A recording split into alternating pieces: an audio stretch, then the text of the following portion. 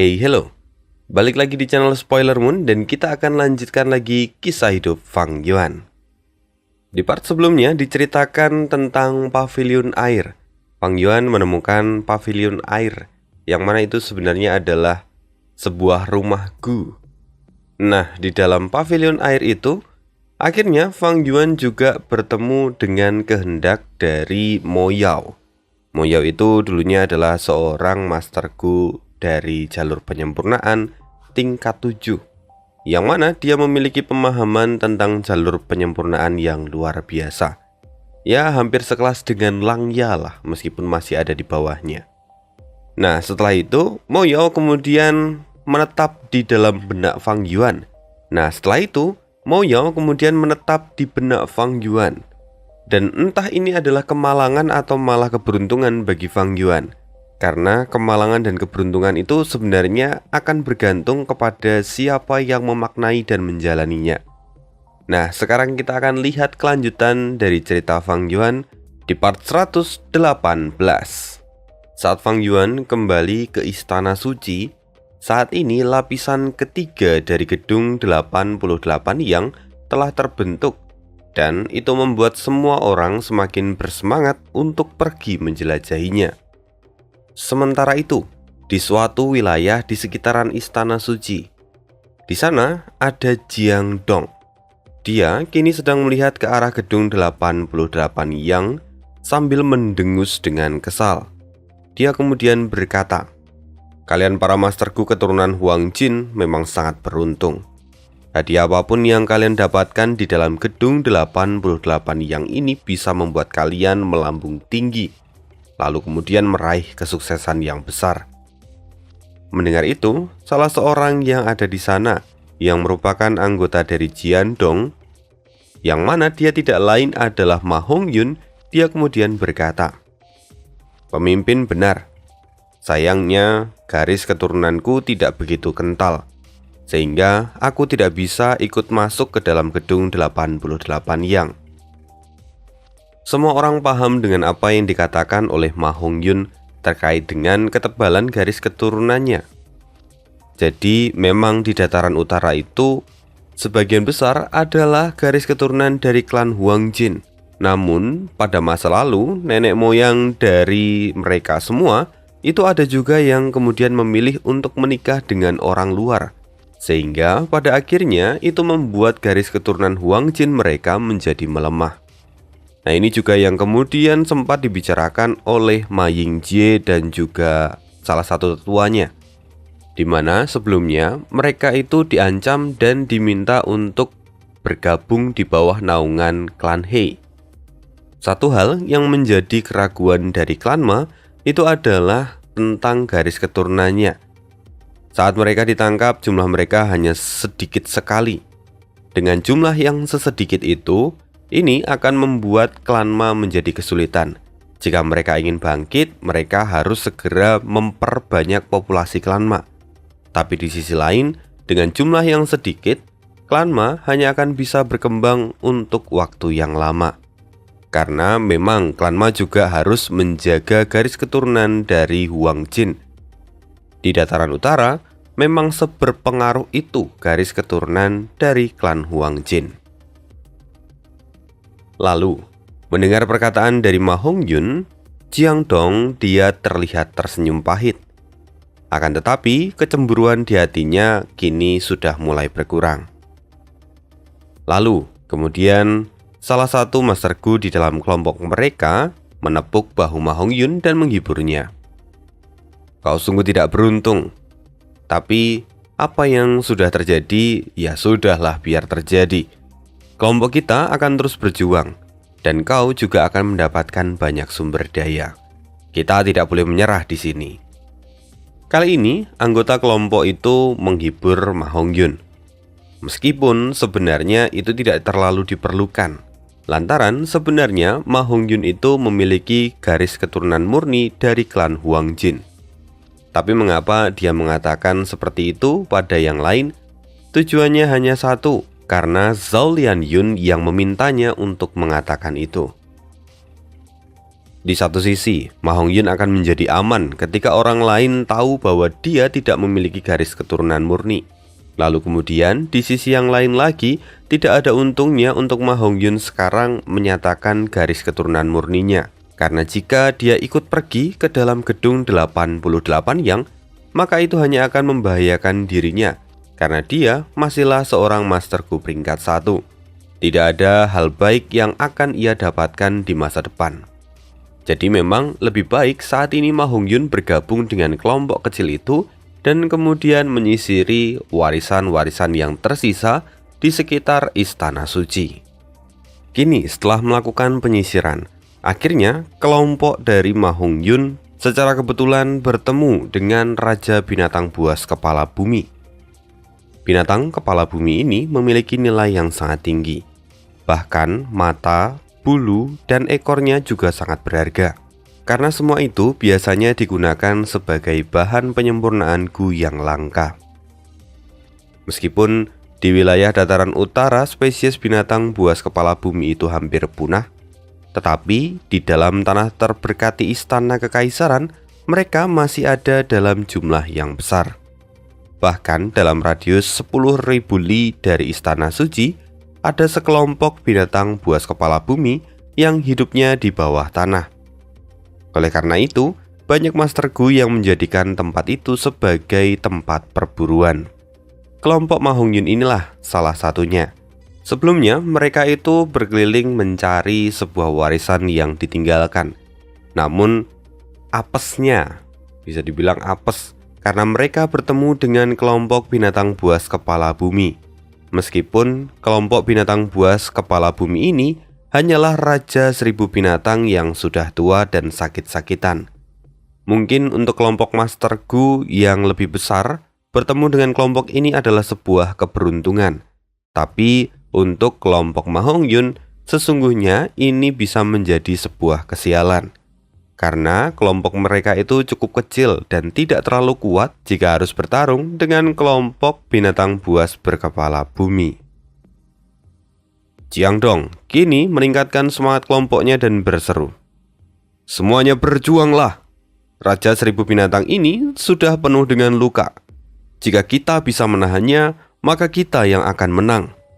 Kini mereka semua terus bertarung, dan pertarungan ini sudah berlangsung lebih dari 1 jam. Sehingga para Master Gu pun kini sudah mulai kehabisan Primeval Essence mereka. Di sisi lain, meski Raja 1000 binatang itu benar-benar lemah, tapi bukan berarti dia tidak berdaya. Dengan sisa-sisa kekuatannya, Raja binatang itu menghempaskan seorang Master Gu dengan ekornya.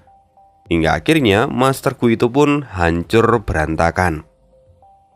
Melihat ini, tentu para Master Gu yang lain kehilangan semangat bertarungnya. Sialan, sekarang kami benar-benar menemui jalan buntu. Selain itu, Primeval Essence-ku hanya tersisa kurang dari 20%. Apa yang harus kulakukan? Apakah aku harus melarikan diri? Pikir Jiangdong. Setelah berpikir sejenak, Jiangdong kini akhirnya membulatkan tekadnya. Dia segera menggunakan sisa-sisa Primeval Essence miliknya untuk melarikan diri dan meninggalkan anggota kelompoknya. Setelah melihat sang pemimpin kelompok melarikan diri, para Master Gu yang lain pun segera berpencar dan mencoba untuk menyelamatkan diri.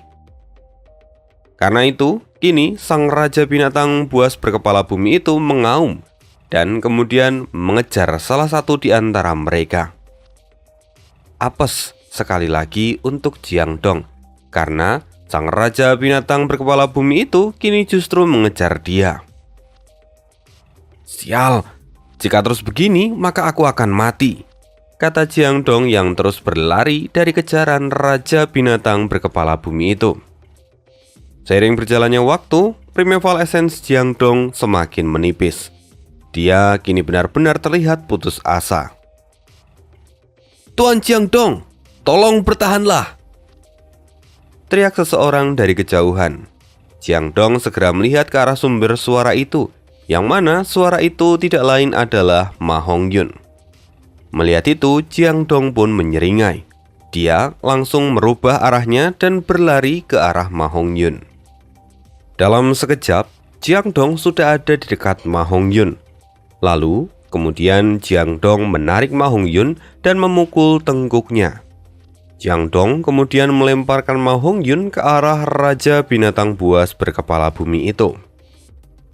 Namun, lagi-lagi di luar dugaan, sang Raja Binatang Buas itu justru mengabaikan makanan gratis yang disiapkan oleh Jiang Dong. Dia masih terus berlari mengejar Jiang Dong tanpa henti. Melihat ini, ekspresi Jiang Dong pun kini terlihat pucat. Lalu sesaat kemudian, di depannya terdapat sekelompok serigala yang turun dari langit dan memancarkan aura yang mengerikan. Bahkan sang Raja Binatang Buas berkepala bumi itu pun kini ketakutan dan akhirnya memilih berbalik untuk melarikan diri. Benar, itu adalah kelompok serigala milik Fang Yuan. Sebelumnya, Fang Yuan sendiri sudah mengumumkan kalau dia akan melakukan perburuan pada binatang buas berkepala bumi. Dan tentu saja, atas pengumuman itu yang lain dilarang untuk ikut campur ataupun terlibat dalam perburuan ini. Kini, kekuatan para serigala Fang Yuan memang sangat mengerikan. Karena saat ini Fang Yuan sudah ada di sana selama beberapa bulan. Dan Fang Yuan juga sudah mendapatkan semua kekuatannya kembali. Semua serigala yang sebelumnya terpencar ke seluruh wilayah, kini sudah berkumpul menjadi satu. Dan Fang Yuan sendiri kini sudah mengkomandoi lebih dari 500.000 serigala. Dengan semua kekuatan itu, Fang Yuan jelas menjadi kekuatan yang sangat mengerikan di dalam tanah terberkati Istana Kekaisaran. Saat ini, tidak ada seorang pun yang berani menyinggung Fang Yuan. Melihat kedatangan dari Fang Yuan, Jiang Dong kini tampak sedikit bersyukur. Dia berpikir bahwa dia bisa selamat kali ini. Lalu Jiang Dong pun berseru, "Tuan Raja Serigala, tolong selamatkan aku!" Ini adalah harapan terakhir untuk Jiang Dong. Namun sesaat berikutnya, kelompok serigala itu tidak memperlambat pergerakannya sedikit pun, lalu kemudian menerkam tubuh Jiang Dong hingga akhirnya terpotong menjadi beberapa bagian. Nasib naas menimpa Jiang Dong. Jiang Dong mencoba untuk mengorbankan kelompoknya, tapi justru dialah yang dikejar oleh Raja Binatang Buas berkepala bumi.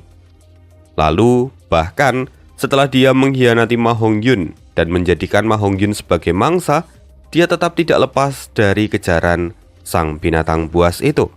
Di akhir, saat dia menaruh harapannya pada Fang Yuan, rupanya dia sendiri malah diterkam oleh serigala milik Fang Yuan. Di sisi Fang Yuan, di dalam benaknya, Mo Yao kembali berkata, "Kenapa kau menjadi begitu kejam seperti itu? Kau bahkan tidak perlu membunuh masterku itu. Apalagi dia adalah sekutumu. Jadi kenapa kau melakukan itu?" Fang Yuan pun menjawab, "Aku tidak peduli. Sebelumnya aku sudah mengumumkan perburuanku. Orang-orang inilah yang dengan lancang datang ke wilayahku dan menghalangi jalanku. Karena itu, lebih mudah untuk menyingkirkan mereka." Jawab Fang Yuan tanpa ragu. Fang Yuan kini masih tetap duduk tenang di atas punggung serigala biru. Dia tidak peduli terhadap pembantaian yang terjadi di depan matanya. Sedangkan di sisi lain, Mo Yao sendiri terlihat gelisah. Bagaimanapun, dia dulunya adalah seorang yang berjalan di jalan lurus. Bahkan dia juga menjadi peri dari Sekte Afinitas Roh. Melihat pembantaian seperti ini, sesungguhnya membuat hatinya sedikit merasa tidak nyaman. Mo Yao juga bergumam dalam pikirannya sendiri. Pemuda ini sungguh luar biasa. Dia bisa menyamarkan identitasnya, bahkan di bawah pengawasan dari para masterku immortal dataran utara. Selain itu, dia juga berhasil menyelinap ke tanah terberkati Istana Kekaisaran. Anak ini benar-benar licik dan tidak kenal takut. Selain itu, dia juga berhasil menguraikan petunjuk warisanku dan menyempurnakan Ku Immortal Pembanggil Bencana. Dia bukan hanya ditakdirkan, tetapi dia juga memiliki metode yang luar biasa. Yang lebih penting lagi, dia tahu kapan saatnya untuk tunduk. Jika dia tahu sesuatu tidak akan berjalan sesuai keinginannya, maka dia akan segera berkompromi untuk mencapai tujuannya sendiri. Anak ini sangat cerdik. Sesungguhnya dari mana anak ini berasal? Memang sejak keluar dari pavilion air dan tinggal di dalam benak Fang Yuan, Mo Yao itu sudah mencoba menggali informasi dari Fang Yuan. Namun Fang Yuan bergerak cepat dengan membatasi pikirannya sendiri, sehingga Mo Yao tidak bisa melakukan analisis lebih jauh. Bahkan Mo Yao sendiri saat ini belum tahu tentang keberadaan Spring Autumn Jicanda. Karena itu, Mo Yao juga belum mengetahui rahasia terbesar Fang Yuan yang adalah penjelajah waktu. Ditambah lagi, sosok Mo Yao yang saat ini hanya tersisa sebagai sebuah kehendak. Dia kini tidak memiliki Gurom dan tidak bisa menggunakannya. Jadi sesungguhnya Mo Yao tidak bisa bergerak dengan bebas. Satu-satunya yang membuat Mo Yao bisa bergerak dengan bebas itu karena pencapaian jalur kebijaksanaan Fang Yuan saat ini masih sangat rendah. Karena itu Mo Yao adalah entitas yang lebih tinggi, sehingga Fang Yuan tidak bisa menghalaunya dengan mudah. Mo Yao berpikir, setelah sekian lama aku terbangun dari tidurku. Aku tidak tahu latar belakang dari pemuda ini. Tapi satu yang pasti, pemuda ini memiliki tekad yang kuat. Bahkan dia juga keras kepala. Aku harus lebih bersabar untuk membimbingnya, supaya aku bisa mengembalikan pavilion air ke sekte afinitas roh. Sementara itu, saat ini Fang Yuan menutup matanya sambil bersandar pada punggung serigala biru. Pembantaiannya kali ini tidak ada perlawanan sama sekali dari pihak lawan. Akan tetapi, alasan dibalik pembantaian Fang Yuan hari ini itu adalah untuk menarik kelompok binatang buas berkepala bumi keluar dari bawah tanah. Aroma darah yang kuat pasti akan memancing sifat buas mereka.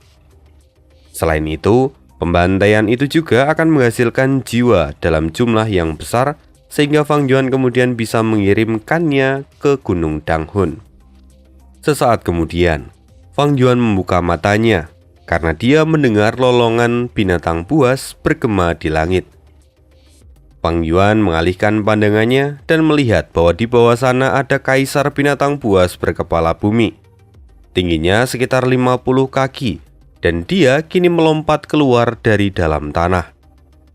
Akhirnya muncul juga gemam Fang Yuan yang kini tampak dipenuhi dengan kegembiraan. Fang Yuan pun segera memerintahkan kelompok serigalanya untuk menyerang ke arah kaisar kepala bumi itu. Saat kelompok serigala milik Fang Yuan mendekati sang kaisar, Fang Yuan pun langsung membagi pasukan serigalanya menjadi beberapa kelompok untuk mengelilingi sang kaisar binatang berkepala bumi itu.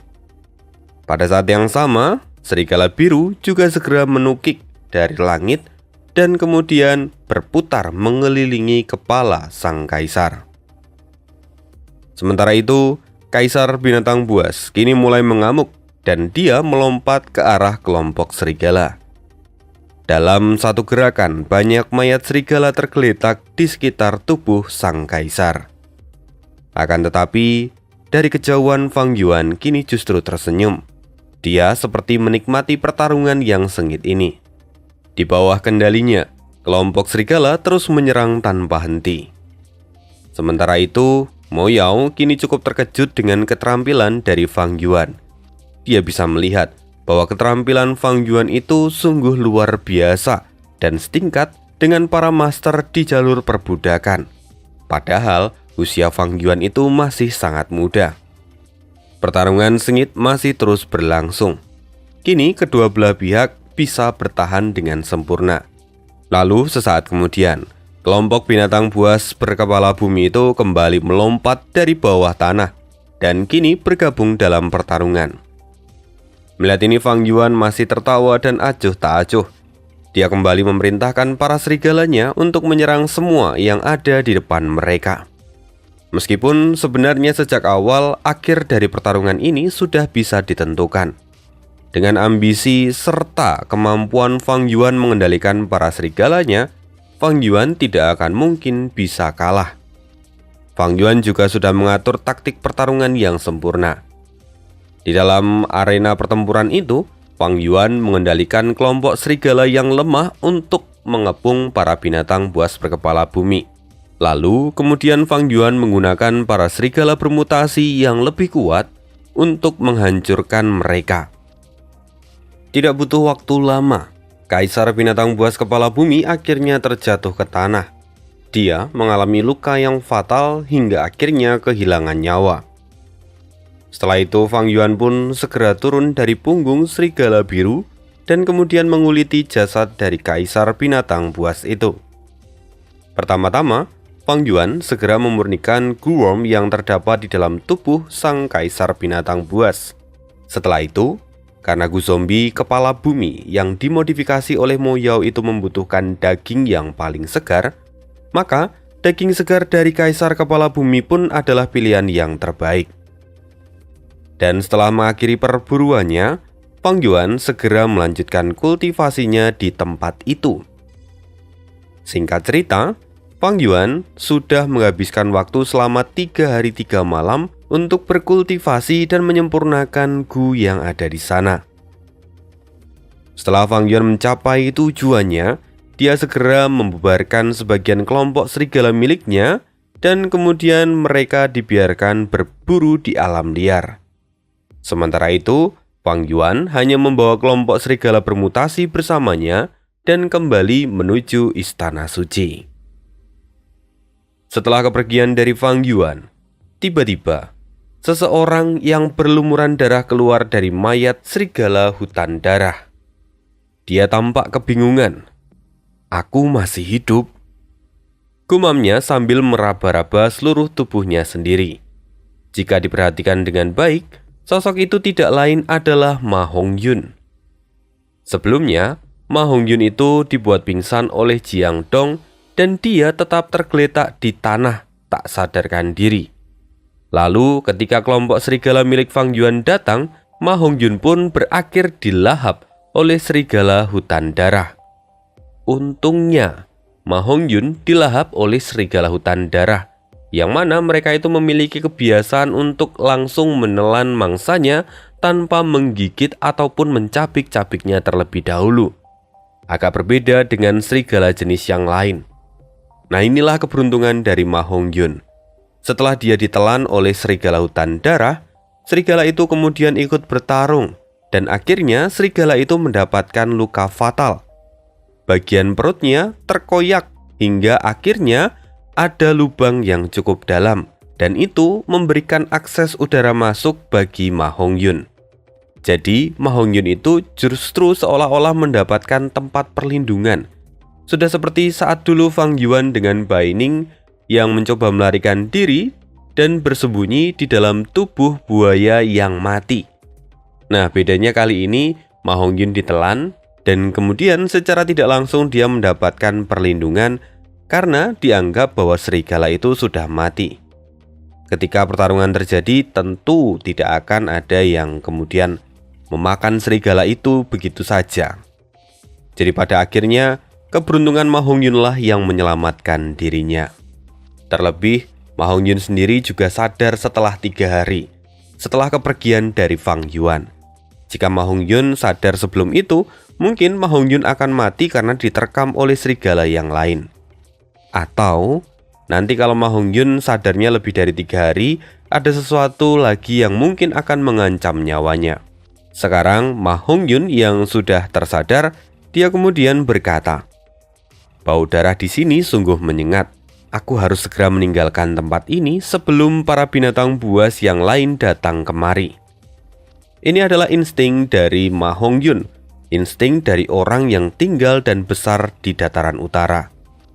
Mereka memiliki kemampuan untuk bertahan hidup dan kemudian Ma Hongyun segera pergi menuju ke arah Istana Suci.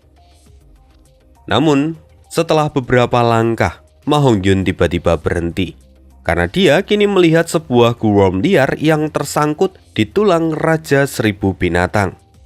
Melihat Guworm ini, Ma Hongyun pun segera berlari dan mengambilnya. Apalagi Gu itu peringkat 2. Gu ini akan cukup mahal jika Ma Hongyun menjualnya. Cukuplah untuk memenuhi kehidupannya di masa yang mendatang. Setelah mengambil Guworm itu, Ma Hongyun pun segera pergi. Dia bergegas kembali menuju Istana Suci. Sementara itu, di sebuah pavilion, Fang Yuan kini sedang mengutak-atik Gu Zombie kepala bumi yang berbentuk seperti cacing tanah berwarna kuning. Berdasarkan resep yang diberikan oleh Mo Yao, Fang Yuan akhirnya berhasil menyempurnakan Gu Zombie kepala bumi dengan sempurna. Akan tetapi, Fang Yuan belum menggunakan Gu itu. Bagaimanapun, resep penyempurnaan Gu Zombie kepala bumi itu telah dimodifikasi oleh Mo Yao. Jadi, Fang Yuan harus lebih berhati-hati dan mengantisipasi barangkali ada sesuatu yang aneh pada Gu itu. Fang Yuan kini tampak berpikir, tapi seseorang yang menyandang ranah Grandmaster benar-benar sangat hebat. Bahkan meski pencapaian jalur pemurnianku telah mencapai ranah Master, jika dibandingkan dengan Mo Yao, aku hanyalah seorang bocah ingusan. Fang Yuan menyadari betapa luar biasanya proses pemurnian Gu Zombie kepala bumi yang sudah ia lakukan. Kini Fang Yuan masih terpukau dengan kemampuan yang dimiliki oleh Mo Yao. Selama proses penyempurnaan, Mo Yao itu hanya mengucapkan 3 kalimat. Namun, ketiga kalimat itu adalah poin terpenting dalam proses penyempurnaan Gu itu. Bahkan, Fang Yuan mendapatkan banyak wawasan baru tentang penyempurnaan dari hal ini. Namun, di sisi lain, tidak hanya Fang Yuan yang mengagumi Mo Yao. Mo Yao sendiri, dia juga diam-diam terpukau oleh keahlian dari Fang Yuan. Siapa yang menyangka jika anak ini tidak hanya ahli di jalur perbudakan, tapi dia juga adalah seorang master dari jalur penyempurnaan. Usianya masih begitu muda, tapi dia sudah menjadi master di 2 jalur yang berbeda. Pantas saja, anak ini memiliki ambisi yang besar untuk melangkah ke ranah immortal. Selain itu, wajar saja dia kini menjadi begitu sombong, karena dia sudah meraih banyak kesuksesan di usia yang begitu muda. Karena memang, menjadi seorang master ataupun grandmaster itu tidak akan bisa dilakukan hanya karena memiliki sebuah bakat. Pada akhirnya, proses dan penempaan secara berulang itulah yang menentukan bahwa seseorang itu bisa melangkah ke ranah master ataupun grandmaster. Sepertinya latar belakang anak ini sangatlah dalam. Aku mungkin harus memperhatikannya lebih lama lagi, pikir Mo Yao. Setelah itu, tiba-tiba seorang pelayan mengetuk pintu pavilion Fang Yuan. Dia berkata, "Lapor Raja Serigala. Pemimpin dari klan Ge dan klan Chang telah datang untuk menemui Anda." Mendengar itu, Fang Yuan pun menjawab, "Biarkan mereka masuk." "Baik Tuan," jawab pelayan itu yang kemudian mempersilahkan Ge Guang dan juga Chang Jiao untuk masuk. Setelah pintu ruangan kembali tertutup, Ge Guang dan Chang Jiao segera bersujud dan memberi penghormatan pada Fang Yuan. "Jadi, apa kalian sudah menyelesaikan tugas yang kuberikan beberapa hari lalu?" tanya Fang Yuan. Setelah Fang Yuan kembali ke Istana Suci, Fang Yuan memang segera memberi perintah kepada kedua orang ini agar mengumpulkan semua Master Gu dari klan mereka, lalu mulai membersihkan medan perang yang Fang Yuan tinggalkan. Ge Guang pun berkata, "Sesuai dengan perintah dari Anda, medan perang sudah dibersihkan seluruhnya." Lalu Fang Yuan kemudian berkata, "Jadi ada berapa banyak Master Gu yang kau tangkap di tempat itu?" Ge Guang tidak langsung menjawab, melainkan dia memberikan instruksi pada Chang Jiao untuk menjawab. Chang Jiao pun kemudian menjawab, "Memang benar bahwa hati seorang manusia tidak akan pernah puas. Mereka selalu dipenuhi oleh keserakahan. Bahkan setelah ayah mengumumkan kepada publik kalau ayah akan melakukan perburuan, mereka masih mencoba menyelinap ke medan perang dan mencuri mayat binatang buas ataupun Guworm liar yang tertinggal. Lalu selama beberapa hari, kami telah melakukan penyisiran dan penangkapan. Ada lebih dari 200 Master Gu yang kami tangkap. Sayangnya di antara mereka ada beberapa yang berhasil melarikan diri. Namun, jika ayah menginginkannya, maka kami akan mengeluarkan perintah untuk menangkap mereka yang melarikan diri." Mendengar itu, Fang Yuan tersenyum dan kemudian berkata, Medan perang sangatlah luas dan tidak dibatasi oleh pintu apapun. Karena itu, mereka pasti akan datang. Lalu, untuk mereka yang berhasil melarikan diri, kalian tidak perlu mengejarnya, karena itu hanya akan buang-buang waktu. Sekarang, kumpulkan saja yang sudah kalian tangkap dan bawalah ke aula. Mendengar itu, Ge Guang dan Chang Jiyo pun segera pergi memanggil para tawanan itu. Tidak lama kemudian, mereka berdua mengantarkan sekitar 200 tawanan itu pada Fang Yuan. Setelah mereka ada di aula, Fang Yuan kemudian berkata, "Kalian berdua keluarlah dan tutup pintu aula itu rapat-rapat. Berjaga-jagalah di depan pintu dan jangan biarkan ada orang yang mendekati tempat ini. Jika beberapa master Gu ahli datang, kalian harus memberitahukan hal ini padaku." Mendengar perintah Fang Yuan, keduanya pun segera melakukan apa yang ditugaskan. Pintu aula kini tertutup rapat. Tidak ada satupun penerangan di sana, sehingga seisi aula itu kini menjadi gelap gulita. Suasana semakin mencekam, dan itu membuat para tawanan kini merasa gelisah. "Tuan Raja Serigala, apa yang ini Anda lakukan kepada kami? Saya ini adalah anggota dari klan He. Jika bicara mengenai hubungan, saya masih punya hubungan erat dengan pemimpin He Luolan. Lebih baik Anda tidak melakukan sesuatu yang konyol pada kami," ucap salah satu masterku yang menjadi tawanan di sana. Dia adalah masterku peringkat 1, yang mana dia memilih untuk tidak masuk ke dalam gedung 88 yang dan mencoba mencari peruntungannya hanya di sekitar Istana Suci. Tapi kini Fang Yuan mencibir. Dia menjentikkan sebuah gurom yang mana itu langsung melesat dengan cepat dan meledakkan kepala dari masterku itu. Kematian yang tragis itu membuat banyak orang menjadi panik. Lalu sesaat kemudian, mereka semua mulai berlutut dan memohon pengampunan dari Fang Yuan. Fang Yuan memang memiliki reputasi yang menakutkan. Terlebih baru saja mereka semua melihat ada orang mati di depan mata mereka. Jadi siapa yang tidak takut pada Fang Yuan? Namun, mendengar teriakan dan permohonan ampun dari para masterku itu justru membuat Fang Yuan semakin kesal. "Berisik," katanya. Semua orang langsung terdiam. Mereka tidak berani mengucapkan sepatah kata pun. Aula kini menjadi tenang. Fang Yuan kemudian berkata, "Sekarang, dari mana aku harus memulainya?" Di dalam benak Fang Yuan, Mo Yao kemudian berkata, "Mudah saja, kau cukup mengaktifkan Gurom sesuai dengan instruksiku." Fang Yuan pun tidak keberatan. Lalu dia mengikuti setiap instruksi yang dikatakan oleh Mo Yao. Ada banyak sekali Gurom yang diaktifkan oleh Fang Yuan.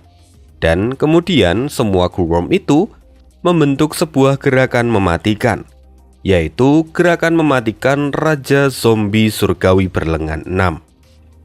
Dan setelah selesai mengatur semua Gurom itu di posisinya, Fang Yuan mulai mengalirkan Primeval Essence miliknya sesuai dengan instruksi dari Mo Yao. Proses ini dilakukan tidak secara sembarangan, melainkan berdasarkan perhitungan yang sangat spesifik. Bahkan, Fang Yuan sendiri sampai merasa bingung dan di dalam hati dia bersikap waspada jika seandainya Mo Yao merencanakan sesuatu. Setelah beberapa saat, Fang Yuan akhirnya berhasil mengaktifkan semua Gurom yang ia miliki. Cahaya dari semua Gurom itu kini saling berbenturan dan kemudian terhubung membentuk sebuah mercusuar berwarna kuning. Mercusuar itu kini menutupi seluruh aula. Bahkan para tawanan pun terjebak di dalamnya. Melihat ini, Fang Yuan pun terkejut. "Bukankah ini adalah rumahku?" Mo Yao pun tersenyum. "Memang benar, itulah rumahku." Fang Yuan kemudian bertanya, "Apakah inti dari Raja Zombie berlengan 6 ini adalah rumahku?" Mo Yao menjawab, "Dasar bodoh. Apa kau bahkan tidak menyadari kalau sifat sebenarnya dari rumahku itu adalah gerakan mematikan? Raja zombie surgawi berlengan 6 itu memang adalah gerakan mematikan. Dan rumahku itu juga merupakan gerakan mematikan. Mereka semua itu memiliki esensi yang sama, yaitu terbentuk dari banyak gu yang diaktifkan secara bersamaan. Lalu secara alami, mereka akan membentuk sebuah ikatan, kata Mo Yao yang menjelaskan kepada Fang Yuan. Fang Yuan kini mulai tercerahkan. Jadi berdasarkan perkataanmu, apakah semua gerakan mematikan itu bisa menjadi sebuah rumahku? Lalu Mo Yao menjawab, tentu saja. Manusia adalah roh dari semua makhluk hidup, sedangkan gu adalah esensi dunia pembawa Dao Agung. Setiap guom memiliki satu kemampuan, tapi inti dari gerakan mematikan itu adalah kumpulan dari berbagai guom yang membawa jalan yang berbeda. Sehingga pada akhirnya mereka saling terhubung satu sama lain dan menguatkan kemampuan satu sama lain. Sehingga gerakan mematikan bisa menangani beberapa aspek yang berbeda. Kali ini Mo Yao memang tidak menjelaskannya dengan begitu rinci, tapi Fang Yuan dapat memahami semua maksud yang dikatakan oleh Mo Yao. Oleh karena itu, berdasarkan apa yang dikatakan oleh Mo Yao, kini wawasan Fang Yuan pun menjadi semakin meningkat. Tapi sesaat kemudian, Fang Yuan mulai menyadari bahwa ada keanehan. Semua tawanan yang berada di dalam rumah gu itu kini mulai menunjukkan berbagai perubahan. Para tawanan kini mulai berteriak karena kaget. Di tubuh mereka tumbuh sisik emas, dan juga ada beberapa yang kini ketakutan karena di tubuh tawanan yang lain kini mulai berubah bentuk menjadi bentuk yang aneh. Ada juga lengan raksasa yang tumbuh di beberapa tawanan yang ada di sana. Melihat ini, Fang Yuan tidak terlalu memperdulikannya. Fang Yuan justru menyipitkan matanya saat dia merasakan aura yang mencekam dan berbahaya dari para Master Gu yang ada di sana. Para Master Gu yang menjadi tawanan itu tiba-tiba ada yang menjadi sangat bahagia dan juga ada banyak yang menunjukkan emosi lainnya. Fang Yuan berpikir, pemahaman Mo Yao tentang gerakan mematikan memang luar biasa. Tapi mengapa orang lain tidak memiliki pemahaman seperti ini? Apakah karena sebagian besar Master Gu Immortal tidak memiliki keterampilan untuk mengubah gerakan mematikan menjadi rumah gu? Jika memang begitu, maka Grandmaster dari jalur penyempurnaan rupanya adalah orang yang sangat menakutkan. Kemudian teriakan dari para tawanan mulai mereda, dan aula kini mulai menjadi hening. Lalu di dalam rumah gu itu kini sudah dipenuhi oleh mayat dari para tawanan. Dalam sekejap, hampir 200 Master Gu itu mati mengenaskan. Di antara mayat-mayat itu ada yang tubuhnya dipenuhi oleh sisik, ada yang berubah menjadi baja, ada juga yang meledakkan diri mereka sendiri. Lalu Fang Yuan bertanya kepada Mo Yao, apakah ini gerakan mematikan yang kau rencanakan? Mo Yao menjawab, para Master Gu ini pasti akan mati. Raja zombie surgawi berlengan 6 adalah gerakan mematikan dari jalan kekuatan. Jadi untuk bisa lolos dari serangannya, seorang Master Gu harus memiliki fisik yang benar-benar kuat. Bahkan dengan pondasi jalur kekuatanmu sekarang, kau tidak akan mampu menahan serangan ini. Mendengar itu, Fang Yuan mendengus dan mengungkapkan ketidaksenangannya. Apakah hanya itu penjelasanmu? Apa kau pikir aku tidak mengetahui kalau gerakan pembunuh ini memiliki banyak kelemahan? Selama aku memperhatikan, setidaknya ada 17 kekurangan dari gerakan ini. Kau jangan lupa, jika kita punya sebuah kesepakatan, maka jangan bohongi aku. Mendengar itu, Mo Yao pun tertawa. Kau tidak perlu terlalu terburu-buru. Raja zombie surgawi berlengan 6 hanya diciptakan secara instan. Karena itu wajar jika itu masih memiliki kekurangan. Tapi seiring waktu kita akan memperbaikinya, dan akhirnya gerakan mematikan ini akan memenuhi harapanmu. Mo Yao dengan santai mengatakan itu, Tapi sebenarnya di dalam pikirannya dia berkata, anak ini tidak dapat diremehkan. Dia bahkan bisa mendeteksi 17 kelemahan. Padahal dengan kemampuannya sekarang, seharusnya dia hanya bisa menemukan paling banyak 11 kelemahan. Sepertinya jalur kekuatannya pun sudah mencapai ranah seorang master. Itulah yang dipikirkan oleh Mo Yao. Namun di sisi lain, Fang Yuan sendiri di dalam pikirannya, dia sebelumnya hanya melakukan permainan pikiran. Sebenarnya Fang Yuan itu hanya melihat 7 kekurangan dari gerakan itu.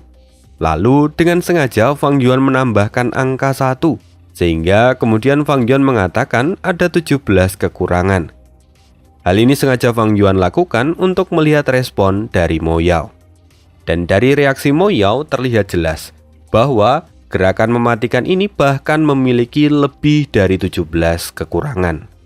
Pada akhirnya Fang Yuan memang licik. Dia bisa mengelabui Mo Yao yang adalah seorang Grandmaster dari jalur penyempurnaan. Meskipun kini situasinya kurang menguntungkan Fang Yuan, karena Mo Yao saat ini ada di dalam benaknya. Namun Fang Yuan tidak tinggal diam. Dia terus melakukan penyelidikan tentang jalur kebijaksanaan. Dia sedikit demi sedikit menambah pemahamannya, supaya nanti pada akhirnya dia bisa menyaingi Mo Yao. Dia dengan sengaja melakukan semua ini untuk memperdalam pemahamannya. Satu kelebihan yang dimiliki oleh Fang Yuan, bahwa dia itu masih hidup, sedangkan Mo Yao sudah mati. Karena itu, Fang Yuan masih bisa mengembangkan pemahamannya dari jalur kebijaksanaan. Sedangkan Mo Yao, dia hanya akan stagnan. Sekarang semuanya akan bergantung bagaimana cara Fang Yuan mengundur waktu. Jika dia bisa melakukannya, maka pada akhirnya dia akan bisa melampaui Mo Yao. Itulah yang direncanakan oleh Fang Yuan saat ini.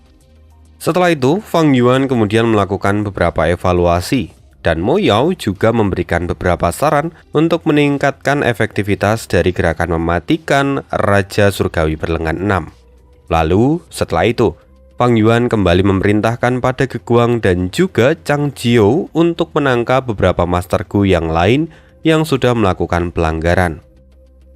Fang Yuan terus melakukan percobaan itu hingga setengah bulan berlalu. Dalam setengah bulan ini, Fang Yuan sudah melakukan sekitar 15 kali percobaan. Dan pada percobaan ke-15, Fang Yuan terlihat cukup puas. Setelah percobaan ke-15, Fang Yuan kemudian bertanya lagi pada Mo Yao. Raja Zombie Surgawi Berlengan 6 menggunakan Gu meminjam kekuatan sebagai intinya. 6 Gu zombie terbang sebagai pondasi, lalu 18 Gu lain sebagai pelengkap. Sebenarnya ini adalah gerakan mematikan dari jalur transformasi yang mana mengumpulkan energi zombie untuk mengubah wujud seseorang. Dengan itu, tubuh Master Gu menjadi 10 kali lebih kuat, bahkan memiliki kekuatan yang lebih besar. Namun, justru karena itulah energi zombie bisa berubah menjadi sangat padat, dan kemudian melakukan serangan balik yang sangat mematikan. Bahkan, jika seorang Master Gu memiliki 3 tipe Gu kekuatan hidup, maka Master Gu itu hanya bisa bertahan selama 7 menit. Lalu kemudian seluruh tubuh mereka akan tetap berubah dan akhirnya mati. Bukankah begitu? Mendengar itu, Mo Yao pun tertawa. Lalu dia segera menjawab pertanyaan dari Fang Yuan. Itu benar. Dengan Gu meminjam kekuatan sebagai inti, bahkan ahli jalur kekuatan peringkat tinggi pun tidak akan bisa menahan gerakan mematikan ini. Sementara itu, karena kekuatan tubuh zombie melebihi daging hidup, ia memiliki kemampuan generatif yang hebat, bahkan dapat melengkapi Gu meminjam kekuatan yang sangat baik. Akan tetapi, Master Gu adalah orang yang hidup, sedangkan zombie adalah sesuatu yang sudah mati. Jadi, semakin lama kau mempertahankan formasi Raja Zombie Surgawi Berlengan 6 ini, maka semakin banyak pula energi zombie yang ada pada tubuhmu. Dan ketika energi zombie itu melahap kekuatan hidupmu, maka kau sepenuhnya akan berubah menjadi zombie. Kau tidak akan bisa lagi kembali ke wujud manusia. Itulah dampak dari reaksi balik dari gerakan mematikan ini. Bagaimanapun, kekuatan hidup dan energi kematian itu saling terhubung. Penggabungan hidup dan mati itu sendiri sebenarnya merupakan pertanyaan kuno yang ada di luar kemampuanku. Jika kita menggunakan lebih banyak Gurwom, hal itu justru akan mengganggu energi zombie dan kekuatan dari gerakan mematikan ini akan semakin menurun. Atau sebaliknya, jika kita mengurangi Gurwom yang digunakan, maka waktu yang dibutuhkan untuk mengaktifkan gerakan mematikan ini akan jauh lebih lama, dan itu justru akan lebih membahayakan dirimu. Mendengar semua penjelasan yang dikatakan oleh Mo Yao, Fang Yuan tidak menyanggah sedikit pun. Tapi, perubahan topik yang dikatakan oleh Mo Yao itu sedikit membuat Fang Yuan menjadi curiga. Fang Yuan kini berpikir bahwa perpaduan antara hidup dan mati memang merupakan pertanyaan kuno, dan belum pernah ada kasus di mana seseorang bisa hidup dan mati di saat yang sama. Tapi, Mo Yao adalah seorang Grandmaster dari jalur penyempurnaan. Tidak bisakah dia memikirkan gerakan mematikan yang lain? Mengapa Mo Yao harus menggunakan Raja Zombie berlengan 6? Apakah mungkin karena sejak awal dia telah mengetahui tentang Raja Angin berlengan 4? Karena itu dia dengan sengaja menunjukkan Raja Zombie berlengan 6. Fang Yuan terus berpikir. Namun pada akhirnya Fang Yuan sadar bahwa Mo Yao itu adalah varian manusia, yang mana dia adalah seorang Earthman. Sebagai seseorang dari ras yang berbeda, dia pasti memiliki sudut pandang yang berbeda pula dengan Fang Yuan. Namun sesaat berikutnya, Fang Yuan kembali bertanya pada Mo Yao. Jadi apakah gerakan mematikan Raja Zombie Surgawi berlengan 6 ini sudah benar-benar sempurna? Mo Yao menggelengkan kepalanya dan berkata, belum. Kita masih harus bereksperimen pada Master Gu yang peringkatnya tinggi. Jika kita bisa mencobanya kepada Master Gu peringkat 5 dari jalur kekuatan, itu akan jauh lebih baik lagi. Mendengar itu Fang Yuan berpikir, jalur kekuatan peringkat 5 itu tidak mungkin. Karena di dalam tanah warisan Istana Kekaisaran itu, tidak ada seorang pun Master Gu yang berada di peringkat 5 dari jalur kekuatan. Fang Yuan kini mulai berpikir dan kemudian menggelengkan kepalanya. Untuk saat ini, dia akan mengesampingkan masalah ini. Untuk sementara aku tidak perlu terburu-buru. Lagi pula aku sudah mendapatkan bahan untuk transformasi tinta. Sebaiknya sekarang aku pergi menjelajahi gedung 88 Yang. Pikir Fang Yuan, yang mana kemudian memutuskan untuk pergi dan masuk ke dalam gedung 88 Yang. Nah, sampai sini dulu cerita hari ini. Kita akan sambung lagi di part berikutnya. See you, bye.